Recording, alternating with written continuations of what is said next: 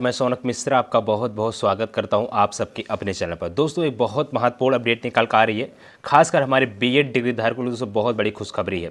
खुशखबरी मेरे भाई आपको इसलिए बताया जा रहा है क्योंकि दोस्तों जो कल का दिन था, खास करके 31 अक्टूबर 2030 हमारे बहुत सारे अभ्यर्थियों के लिए दोस्तों एक ऐसा अभिशाप दिन बनकर आज जिससे हमारे बीएड वाले डिग्री धारक की सारी आशाएँ खत्म हो जाती हैं।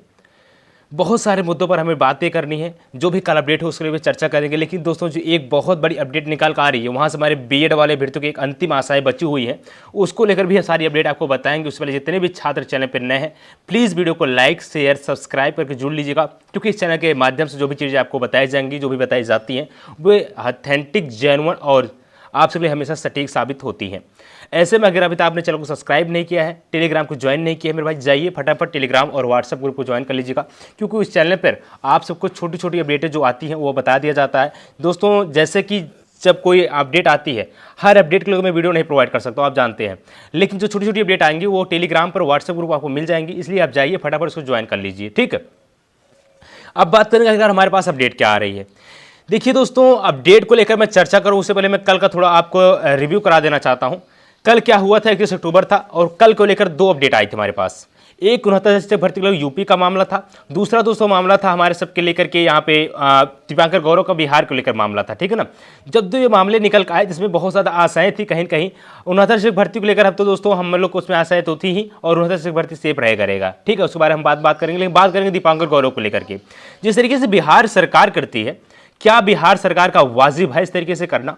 क्योंकि अगर आपने एसएलपी दायर करते हैं बीएड को बचाने के लिए, तो आपने बीएड अभ्यर्थियों को साथ छोड़ कैसे देते हैं? अगर आपने बीएड अभ्यर्थियों का हाथ थामा था, तो आपने बीएड वाले अभ्यर्थियों का हाथ कैसे छोड़ कैसे सकते हैं? अगर आपने किसी का सहारा बना है, तो उसको बीच रास्ते में छोड़ कैसे सकते हैं? बहुत सारे सवाल, बहुत सारे प्रश्न बिहार सरकार पर खड़े हो जाते हैं कल के बाद। ऐसा मैं क्यों बोल रहा हूँ, मैं पूरा आपको प्रूफ भी दे रहा हूँ। जब कल सारे मैटर्स चल रहे थे, सारी हमारी बातों को सुना जा रहा था, लेकिन बिहार सरकार बीच में ही बोल पड़ती है कि सर हमने आपके कहे हुए अनुसार ही रिजल्ट जारी किया है, हमने आपके निर्णय के अनुसार ही रिजल्ट जारी किया है। अरे भाई आपको ये क्या कहने का सकता है? वो नहीं जान रहे, आप नहीं जान रहे। अगर आप इतना जान रहे थे तो अभ्यर्थियों को आपने एग्जाम ही क्यों करवाया? बाहर कर देते, पहले ही बाहर कर देते। जो दुख होना तो उस टाइम पर हो जाता है, इतनी सारी आशाएं तो नहीं होती।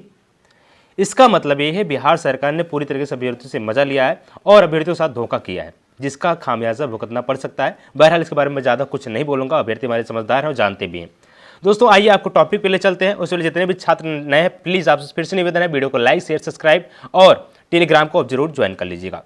देखिए दोस्तों, एक जो हमारे पास केस निकल कर आ रहा है वो आप सबके लिए जानना अति आवश्यक है। ऐसा मैं क्यों बोल रहा हूँ? क्योंकि आपको बता दिया जाए, वो केस आप सबके लिए बहुत महत्वपूर्ण योगदान निभाएगा, क्योंकि अगर वो अंतिम आशाएं आपके पास है तो उसको आप सबके दोनों हाथ से भुनाना है, ठीक है ना। इसके लिए दोस्तों आप सबको आपके मोबाइल स्क्रीन पर आप देख सकते हैं, और दोस्तों मैं ऑफिशियल वेबसाइट पर विजिट कर, तो जिसको लेकर के आप लोग अपने स्क्रीन पर देख सकते हैं। मैं सुप्रीम कोर्ट का ऑफिशियल वेबसाइट पर आ चुका हूं, और यहाँ पर आप लोग देख लीजिए कि मैं कोर्ट स्टेटस पे जाऊँगा और यहाँ पे अपने चीज़ों को लेकर आपको डिस्कस करूँगा कि सब सारी चीज़ें क्या हैं, ठीक है ना। दोस्तों केस स्टेटस पर अगर आप आ रहे हैं तो यहाँ पर आप देखिए डायरी नंबर आपको फिल करना है, और डायरी नंबर फिल करने के बाद यहाँ पर अगर आप दिखाई देगा 39,986 आपका डायरी नंबर है। आपको अगर चीज़ें याद हो तो आपको पता है किसका डायरी नंबर है ये। दोस्तों डायरी नंबर आपको कुछ ही देर में पता चल जाएगा कौन सी केस का डायरी नंबर है ये। 1494 में कैप्चा भर दे रहा हूँ। इसके बाद दोस्तों सबमिट करने पर जब सबमिट कर रहे हैं तो आपके सामने कुछ तरीके से इंटरफेस खुल के आ रहा है, और जब इंटरफेस आप सामने ये आ रहा है देख सकते हैं, या पूरा मामला देख सकते हैं। ये मामला अनरब गोश्त बनाम यूनियन ऑफ इंडिया का है, और ये 39,986 दोस्तों डायरी नंबर है, ठीक है ना। और इसका केस नंबर है दोस्तों 002206 है, ये केस नंबर इसका। साथ ही साथ दोस्तों इसका केस जो रजिस्टर्ड हुआ था 16/10/2023 का है, ठीक है ना। अगर यहाँ पे देखेंगे जो केस लिस्ट हुआ है दोस्तों, ये बहुत बड़ी अपडेट है। अभी तक इस केस लिस्ट नहीं हुआ था, ये 30 तारीख को था, इसको नई डेट मिली नहीं थी। लेकिन दोस्तों इस केस को दोस्तों जो दीपांकर गौरव का केस सुना जाने वाला था उस दिन अब इसको सुना जाएगा। दीपांकर गौरव केस सुना जा चुका है। अब यहाँ देख सकते हैं 3/11/2023 को ये मैटर सुना जाएगा, यानी दोस्तों परसों के दिन सुना जाएगा। और जो आपके चीफ जस्टिस होने वाले हैं, फिर से यही चीफ जस्टिस होने वाले हैं जो दीपांकर गौरव केस सुने हैं, यानी अनिरुद्ध बोस और बेला मैम इस केस सुनेंगी। तो ये बड़ी अपडेट है, ठीक ना। बेला त्रिवेदी ये मैं इस केस को सुनेंगी, 2 चीफ जस्टिस जिस केस सुनेंगे, इसको लेकर दोस्तों बहुत प्रमुख अपडेट आ चुकी है।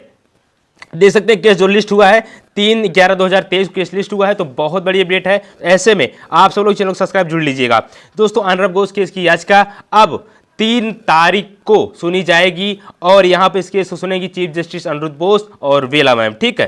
तो अब तक की बहुत बड़ी अपडेट है। अब हमारे बहुत सारे छात्र कह रहे होंगे कि सर अब ये बताइए, अगर ये केस को सुनेंगे ये लोग, तो क्या हम लोग में कुछ चांसेस हैं, कुछ मौका हमारे पास बचेगा, आप बीएड शामिल करा सकते हैं मेरे भाई। देखिए दोस्तों, ये जो याचिका है क्लियरिफिकेशन मोडिफिकेशन याचिका है, ठीक है। कौन सी याचिका है? क्लियरिफिकेशन मोडिफिकेशन याचिका है। अगर क्लियरिफिकेशन मोडिफिकेशन मतलब होता है मेरे भाई, आपका जो माननीय यहाँ पे गजट जब जारी हुआ था 2018 में, इसके बाद से और 11 अगस्त 2000 निर्णय से पहले के बीच कुछ चीजों को सेव किया जा सकता है, ठीक ना।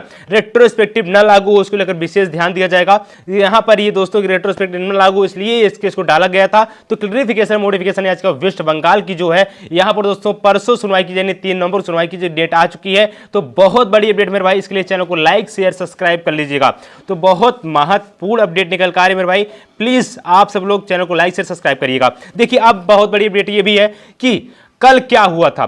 कल जब बिहार के अधिवक्ता ने बोला कि सर यहाँ पर जो हम आपके कहे अनुसार निर्णय के बाद रिजल्ट जारी किए हैं, तो अब तुरंत अनिरुद्ध बोस टोकते हैं कि ये बताइए कि आपने 11 अगस्त 2023 के बाद निर्णय जारी किया है। तो उन्होंने कहता है जी हाँ बिल्कुल सर। तो इसके साथ दोस्तों कहते चलिए ठीक है। तब इसका मतलब कहने का है कहीं ना कहीं अनिरुद्ध बोस भी इस केस के फेवर में है। कहीं ना कहीं 2018 से बाद 11 अगस्त 2023 से पहले बेड़तुक से बचाया जा सकता है। बहरहाल अब क्या होगा, कैसे होगा, क्यों होगा, मैं आपको परसों के दिन सारी चीज अपडेट बताऊंगा, इसलिए चैनल को सब्सक्राइब करिएगा। और जो भी आपकी क्वारीज हो टेलीग्राम पर पूछ सकते हैं, व्हाट्सएप ग्रुप पूछ सकते हैं, आप कमेंट सेक्शन में कमेंट कर पूछ सकते हैं, क्योंकि दोस्तों आपका सारा जवाब इस चैनल के माध्यम से दिया जाता है। आशा करने आपको वीडियो भी अच्छी लगी होगी। चैनल पर अगर आप लोग नए हो, चैनल को लाइक शेयर सब्सक्राइब करेंगे। धन्यवाद। जय हिंद, वंदे मातरम।